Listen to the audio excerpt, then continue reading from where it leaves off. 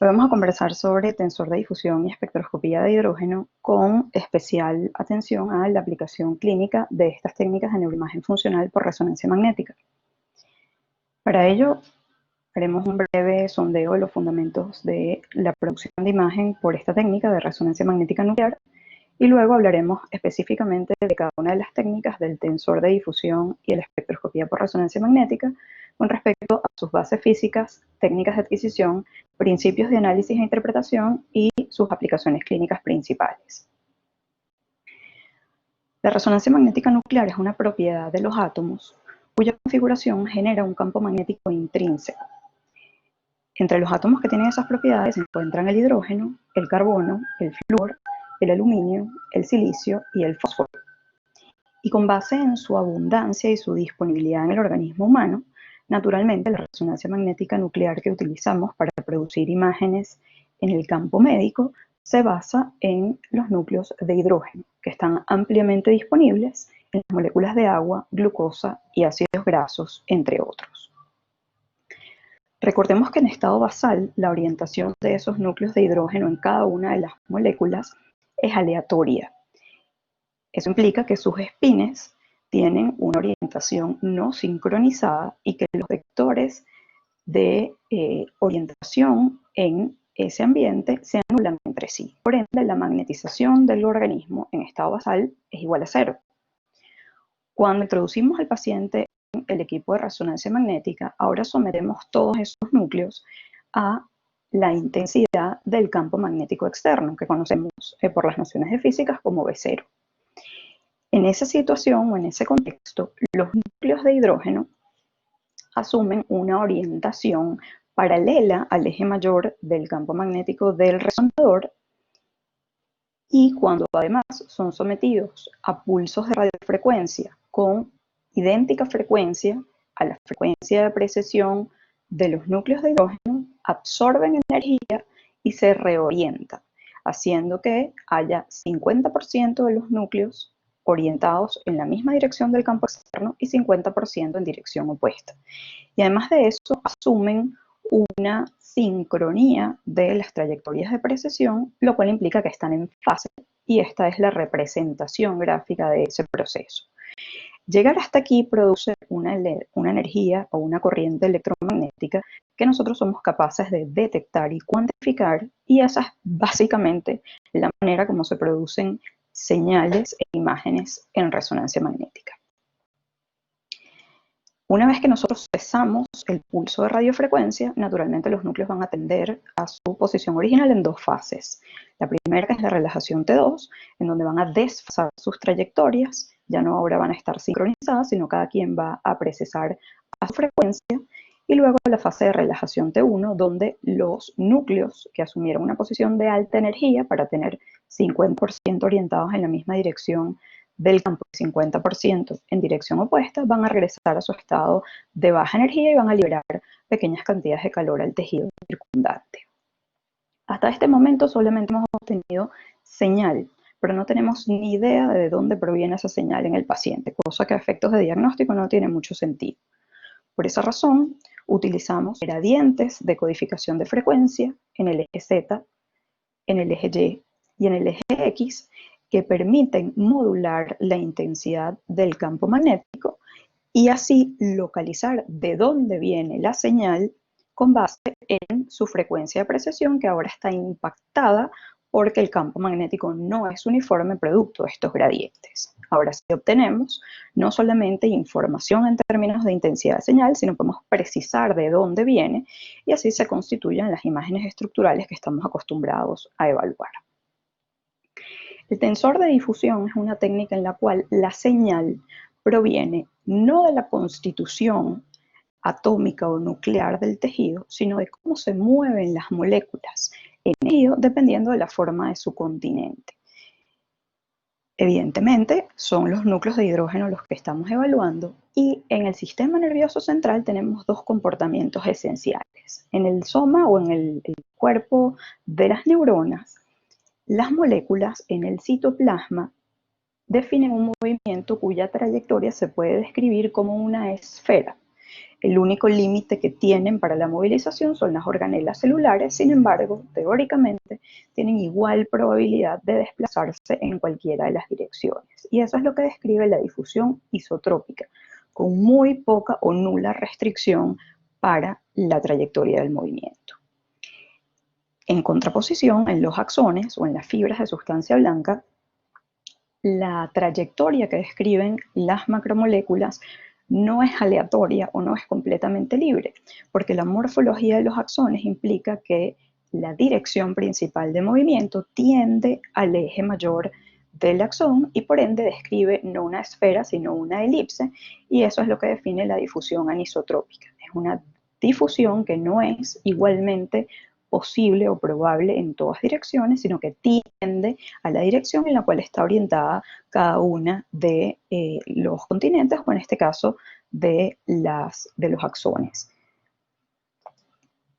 Con respecto a las técnicas de adquisición del tensor de difusión, a diferencia de lo que vimos para las imágenes estructurales, el tensor requiere que utilicemos muchos más gradientes para localizar el origen de la señal, porque ahora no solamente nos interesa saber lo que estamos viendo es un pequeño volumen del encéfalo, de la sustancia blanca, los núcleos grises profundos, sino que además tenemos que ser capaces de precisar la trayectoria de ese movimiento en relación a la orientación de la mayor cantidad posible de vías blancas. Y por esa razón al menos se requieren 6 gradientes de difusión para poder graficar y establecer la orientación de movimiento de las moléculas en los fascículos de sustancia blanca. La data que obtenemos se presenta en 3 bloques de información. El primero es el mapa de anisotropía fraccional, que es una imagen en escala de grises, en donde la intensidad de señal de cada volumen o de cada voxel depende de la trayectoria de movimiento de las moléculas de hidrógeno o de los átomos de hidrógeno contenidos en las moléculas de ese volumen en específico. La otra representación de la información es el mapa de dirección principal, que básicamente lo que hace es codificar en colores esta información, demostrándonos la orientación principal de los tractos de sustancia blanca. Y finalmente la tractografía, que no es otra cosa sino una representación tridimensional de los paquetes axonales que hayamos seleccionado. En este caso ven una tractografía de encéfalo global. A efectos del análisis e interpretación de la data que obtenemos en el tensor de difusión, a partir del mapa de anisotropía fraccional tenemos 2 informaciones posibles que interpretar. La primera es la intensidad de señal del volumen que estamos evaluando. Los voxeles más oscuros o más grises representan menor anisotropía, es decir, una difusión que tiende a ser esférica, y los voxeles más brillantes tienden a una difusión elipsoidal o direccional y por ende mucho más anisotrópica. Hasta aquí es la interpretación cualitativa. A partir de esta misma data, como hacemos en el mapa de difusión isotrópica convencional, vamos a calcular ahora no el ADC, sino la fracción de anisotropía, que cuando la trayectoria de movimiento tiende a ser esférica, ese valor tiende a 0, y cuando tiende a ser elipsoidal, la fracción de anisotropía tiende a 1, que es lo que esperaríamos en los tractos de sustancia blanca. A esos efectos, vemos esta imagen que corresponde a una paciente femenina de 49 años que consultó por una hemiparesia izquierda. El estudio morfológico demostró una masa en el lóbulo frontal derecho con extenso edema perilesional. Los ROIs que colocamos para evaluar el edema perilesional demuestran por su intensidad de señal que la difusión no es tan organizada como debería ser y como el ROI contralateral, producto del edema que hay alrededor. Y además, cuantitativamente, el valor de este ROI en la fracción de anisotropía era 0.10 en contraposición a 0.57 del ROI contralateral, lo cual implica que aquí la difusión es mucho menos direccional de lo que debería. En esta imagen, la data que vamos a interpretar se relaciona con la integridad de los axones, que cuando cambian de intensidad de señal o disminuye la fracción de anisotropía, representan destrucción axonal, bien sea por infiltración o por disrupción. En el mapa de dirección principal, como les dije, se codifica en colores la dirección principal de movimiento de los núcleos de hidrógeno. Las fibras que discurren en sentido anteroposterior están representadas en colores verdes, las fibras que discurren en dirección craneocaudal en color azul y las fibras interhemisféricas en color rojo.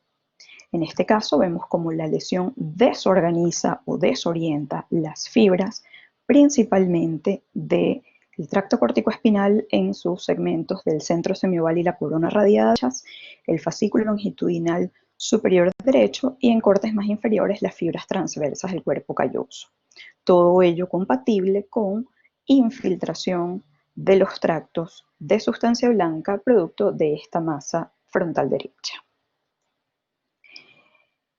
Y finalmente, en la tractografía, lo que analizamos e interpretamos es la densidad de los fascículos y su relación con las lesiones. En este caso, esta paciente fue sometida a cirugía y en esta evaluación previa era de especial interés referir cuál era la relación de la lesión con las fibras del tracto corticoespinal, en este caso del lado derecho, y las fibras del cuerpo calloso, para evitar que la cirugía produjera mucho mayor compromiso motor del que tenía la paciente al momento del diagnóstico.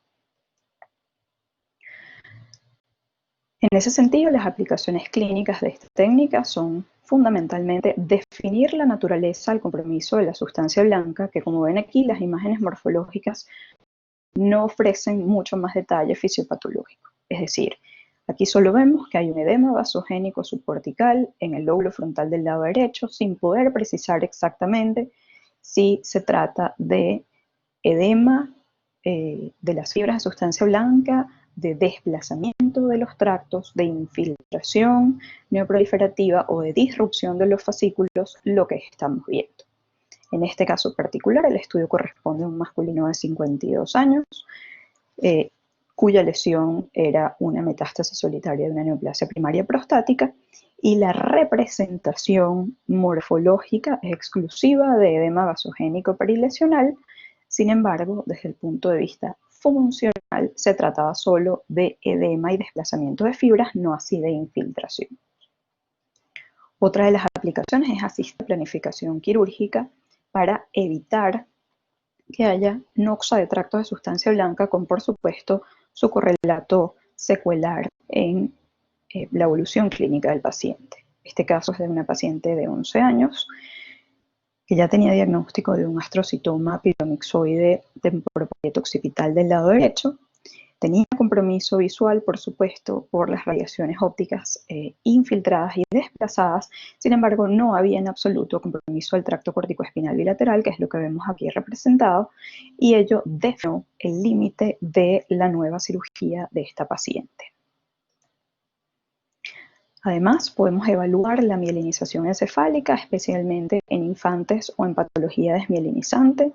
Las secuencias morfológicas generalmente nos hablan de modo muy grueso de la relativa o no mielinización de las fibras, pero no nos dan información relevante sobre la adecuada calidad de esa mielinización y el impacto en el desarrollo de los individuos. Ahí es donde las técnicas funcionales tienen especial interés y especial utilidad. La espectroscopía por resonancia magnética, por su parte, es una técnica en la cual la señal proviene de la composición tisular y del microambiente electrónico de cada núcleo.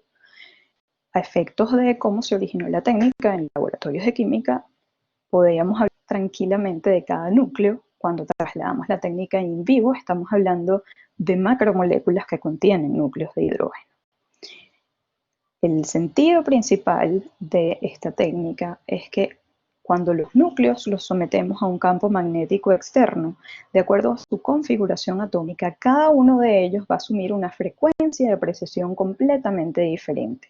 Y eso nos permite discriminarlos cuando representamos sus trayectorias de precesión en una curva de desplazamiento químico. En este caso particular, esta es la molécula que se está evaluando. Fíjense cómo cada grupo atómico tiene una representación distinta en el gráfico producto de factores. Primero, de su microambiente electrónico constituido por todos los núcleos que integran ese grupo molecular. Eso les permite ubicarse en sitios distintos en esta escala de frecuencias, porque eso les confiere una frecuencia de precisión diferente. Ese es el concepto de desplazamiento químico. Además de eso, podemos evaluar el área debajo de cada pico o de cada curva, que es proporcional al número de núcleos de hidrógeno que haya, en este caso, en cada grupo atómico, en el caso de la resonancia magnética in vivo, en cada macromolécula. Podemos, además, evaluar la morfología de cada una de las curvas, que se produce por un fenómeno denominado acoplamiento J, en la cual la morfología de esta curva depende de la interacción de estos núcleos con los núcleos de los grupos adyacentes. Por esa razón, este grupo atómico está representado por esta tripleta y este otro por una cuadrupleta de menor intensidad de señal. Esto, como les dije, in vitro nos permite reconocer grupos moleculares, pero al trasladarlo a la práctica médica lo que hacemos es reconocer sustancias mucho más voluminosas, macromoléculas, no núcleos de hidrógeno en particular.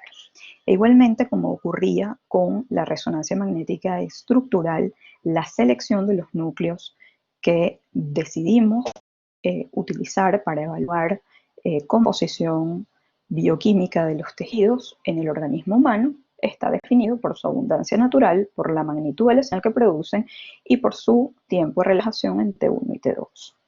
Hay muchos núcleos que permiten adquirir esta técnica o información a través de esta técnica, sin embargo, misma razón que en la resonancia magnética estructural, el preferido es el hidrógeno. En términos de disponibilidad, el fósforo 31 también es un excelente núcleo para evaluar fundamentalmente metabolismo y se ha empleado prácticamente en estudios de investigación para evaluar el encéfalo, corazón, hígado y músculo. Sin embargo, la adquisición e interpretación de espectroscopía por resonancia magnética de fósforo requiere antenas de radiofrecuencia y amplificadores de señal completamente distintos a los de hidrógeno y por esa razón no está ampliamente distribuida su realización. Tenemos otros núcleos posibles para fines diferentes, el helio y el xenón, generalmente para imágenes morfológicas y funcionales de pulmón, el carbono 13 para evaluar metabolismo y el flúor 19 que fundamentalmente se utiliza para marcar y detectar drogas. A partir de este momento nos vamos a concentrar en la espectroscopía por resonancia magnética de hidrógeno. Con respecto a las técnicas de adquisición, efectivamente, el mismo parámetro que resulta bondadoso en términos de biodisponibilidad del agua es también nuestro peor enemigo. Por condiciones fisiológicas, la concentración de agua con respecto a la de los metabolitos que nos interesa evaluar es 10.000 veces superior. Eso quiere decir que si nosotros no hacemos absolutamente nada, lo que vamos a ver es señal de agua. Razón por la cual, para poder obtener información mediante espectroscopía de hidrógeno por resonancia magnética y especialmente en el encéfalo, que es lo que nos atañe el día de hoy, el primer paso es hacer una supresión espectral de este pico que nos permita amplificar la información de los metabolitos para poder interpretarla.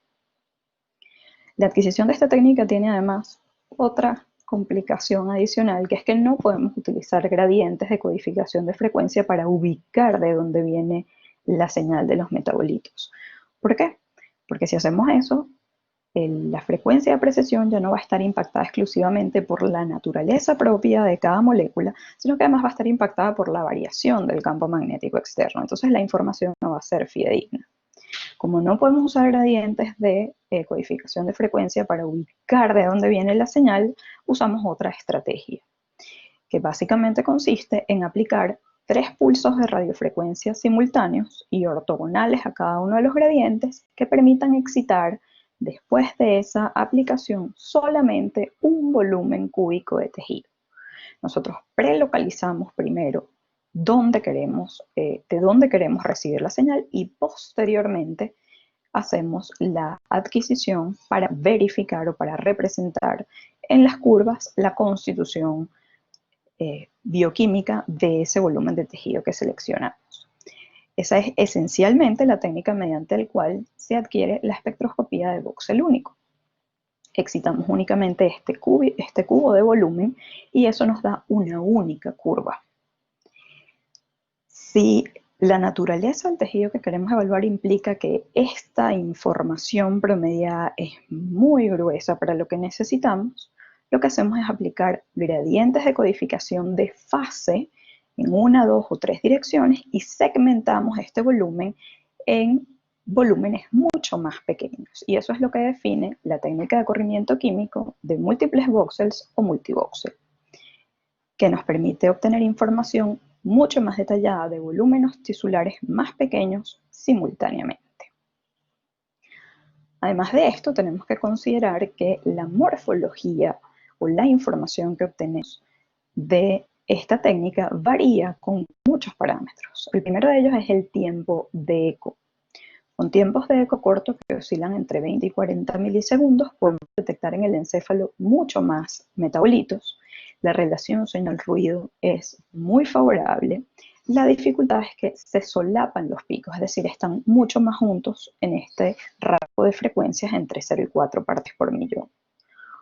Cuando utilizamos tiempos de ecos intermedios entre 135 y 144 milisegundos, eso nos permite discernir mejor los picos porque se distribuyen mejor en el rango de frecuencias, con la dificultad de que disminuye un poco la relación señal-ruido y de que además eso nos permite identificar metabolitos que se solapan en los tiempos de eco corto por su inversión en el tiempo de eco intermedio. El otro parámetro que tenemos que tener en consideración es que se requiere un campo magnético externo absolutamente homogéneo y superior a 1.5 Tesla para adquirir la técnica de espectroscopía. Si utilizamos campos magnéticos de intensidades superiores, la relación señal-ruido de la línea base suele ser mayor y también el desplazamiento químico de los metabolitos, por ende su identificación es más sencilla. Esta es una técnica extremadamente sensible a muchas cosas, al movimiento del paciente, a la proximidad o inclusión de volúmenes parciales en el volumen de interés de grasa, de calcio, de sangre, de líquido cefalorraquídeo o incluso al impacto de metales en, por ejemplo, ortodoncias o material de osteosíntesis de cirugías previas en el encéfalo, razón por la cual todas esas consideraciones deben hacerse previamente a efectos de que la data que se obtenga sea realmente fidedigna y no impactada por ninguno de estos factores. Una de las estrategias que podemos utilizar es recurrir a bandas de supresión de volumen externo, que generalmente suelen ser útiles en el encéfalo para suprimir la señal de la grasa que proviene del cráneo. Y en otras áreas anatómicas, como en la próstata, la mama o el pulmón, podemos usar además técnicas de supresión de grasa por la altísima densidad de grasa que tiene esos tejidos. La clave para obtener buena información es que la selección del volumen de interés sea perfecta. Y para eso hay que tener en consideración todas estas cosas que mencionamos. Con respecto a las dos variedades de adquisición, la técnica de voxel único o de voxel sencillo se reserva para evaluar lesiones homogéneas, parénquima encefálico que no tenga alteraciones estructurales, como en este caso, en estas imágenes hay un encéfalo que no tiene absolutamente ninguna lesión y se planifica un volumen único de dimensiones considerables para obtener una única curva que refleje el metabolismo de esa región en particular. Las ventajas comparativas con respecto a la otra técnica de adquisición es que en este volumen que seleccionamos, el campo magnético intrínseco es sumamente homogéneo y la relación señal-ruido de las curvas es excelente. A diferencia de lo que ocurre en la técnica de voxel múltiple o multivoxel, que generalmente utilizamos para evaluar lesiones heterogéneas o muy pequeñas, volúmenes de tejido grande, aunque sea encéfalo morfológicamente normal, y además nos ofrece la posibilidad de obtener mapas metabólicos. En este caso, la homogeneidad dentro del volumen de interés que seleccionamos es muchísimo menor por la complejidad de las estructuras que incluimos y generalmente la relación señal-ruido de las curvas comparativamente con la técnica de voxel único es discretamente menor, aunque si la selección del volumen de interés es óptima, pues son bastante diagnósticas las curvas. Vamos a ver esto ejemplificado con un caso. Se trata de una paciente de 49 años, femenina, que consultó con disminución de la fuerza muscular crural izquierda. El estudio morfológico demostró esta masa con prealcia anular extensa, necrosis central fundamentalmente interhemisférica en el esplenio del cuerpo calloso, con algunos nódulos satélites en el lóbulo parietal del lado derecho. Con base en la información del estudio morfológico, seleccionamos el volumen de interés con técnica multilevel para el estudio metabólico y ahora vamos a ver la información de este voxel en particular. Esta es la morfología de la curva adquirida con tiempo de eco corto y aquí vemos las variaciones gruesas, sobre todo en esta área de la curva, cuando hacemos la adquisición con tiempo de eco intermedio. Y además obtuvimos un mapa metabólico que es útil para dirigir procedimientos como biopsia o en otros casos radiocirugía. Con respecto a la interpretación de esta técnica, vamos a establecer con base en este gráfico que es una representación de la apariencia normal de los metabolitos presentes en la sustancia blanca del encéfalo adulto en la región supratentorial y obtenido con un tiempo de eco corto. Esta es la curva que hay que grabar en la cabeza y vamos a ir viendo qué representa cada uno de los metabolitos. Los tres principales o los más famosos son el N-acetilaspartato, la creatina y la colina.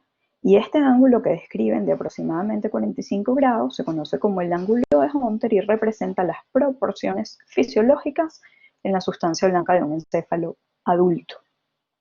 A partir de esta técnica vamos a obtener información relacionada no necesariamente con los valores absolutos, sino con los cocientes de cada uno de estos metabolitos con respecto al más estable que es la creatina, y luego la información proveniente de los mapas metabólicos. Iniciemos por desentrañar toda esta información. El primer pico que vamos a evaluar es el N-acetilaspartato, que es un marcador de viabilidad neuronal y que, como ven en situaciones fisiológicas, es el pico más alto. A continuación, la creatina, que es básicamente un indicador del estado energético y del metabolismo creatina-fosfocreatina en el tejido encefálico, en este caso particular. A continuación, la colina, que es un marcador de proliferación de membranas y cuya proporción en condiciones fisiológicas debe ser igual o discretamente menor que el de la creatina. Luego tenemos el mioinositol, que es un azúcar que básicamente nos permite aproximarnos a la osmolaridad del tejido encefálico y es un marcador de astrocitosis por estar básicamente contenido en ese grupo de células gliales. A continuación, el complejo glutamina-glutamato, que en imanes de 1.5 Tesla es difícil discriminar, por eso se representan juntos en la curva. La glutamina es un marcador astrocitario, el glutamato es una neurotoxina.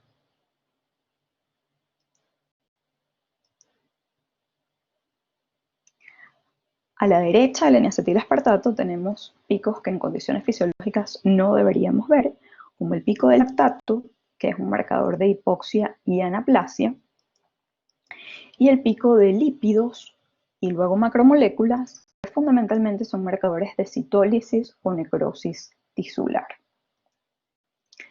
Esta es, digamos, la información más amplia que puedo ofrecerles con respecto a la representación o la traducción fisiológica y fisiopatológica de los principales espectros que detectamos en el encéfalo con tiempo de eco corto. Como les comenté, las variaciones de los cocientes de los metabolitos, fundamentalmente N-acetilaspartato, colina y mioinositol, con respecto a la creatina, que suele ser el metabolito en concentración más estable en el encéfalo, en conjunto con la información que ofrecen los mapas metabólicos, son los que nos van a aproximar a la naturaleza de la patología que estemos estudiando con base en los procesos fisiológicos y fisiopatológicos subyacentes cuya expresión está representada desde el punto de vista metabólico en estas curvas.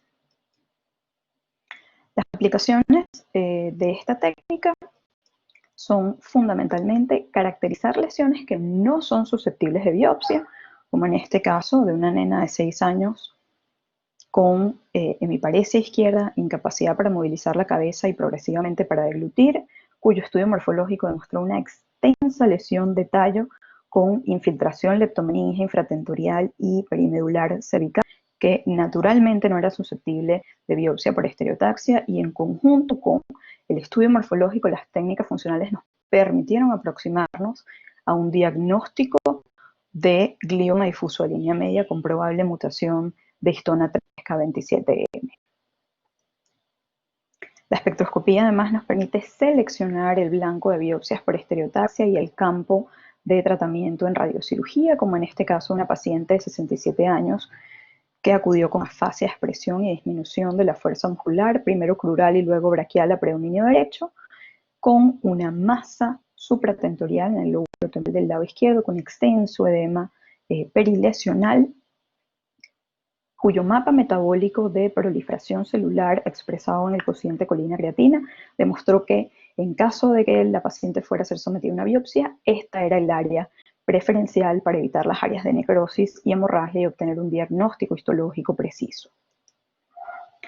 Y para discriminar radionecrosis de recurrencia, que suele ser un dolor de cabeza desde el punto de vista morfológico por su idéntica presentación, como en este caso particular de un paciente de 81 años, cuyo estudio morfológico demostró esta área con realce anular grueso en la base del lóbulo temporal del lado izquierdo, posterior a un evento de radiocirugía por una infiltración perineural del ganglio de Gasser, producto de un melanoma facial que había tenido un año antes. Metabólicamente, los cocientes de los metabolitos detectados en esa área particular fueron en proporción compatibles con radionecrosis y no así con recurrencia, determinándose que el paciente continuara en observación. Para concluir, la aplicación clínica de estas dos técnicas de neuroimagen funcional permiten hacer evaluaciones no invasivas y previas a los cambios estructurales de las imágenes morfológicas. El tensor de difusión nos permite precisar la naturaleza del compromiso de la sustancia blanca, evaluar la mielinización y asistir la planificación quirúrgica cuando así sea necesaria, a efectos de preservar los fascículos axonales. Y por su parte, la espectroscopía nos permite caracterizar lesiones que tienen idéntica presentación morfológica o que no son susceptibles de biopsia, también guiar biopsias por estereotaxia o definir campos radioquirúrgicos a través de los mapas metabólicos y evaluar precozmente la respuesta terapéutica y la proliferación o la progresión de neoplasias encefálicas en el caso.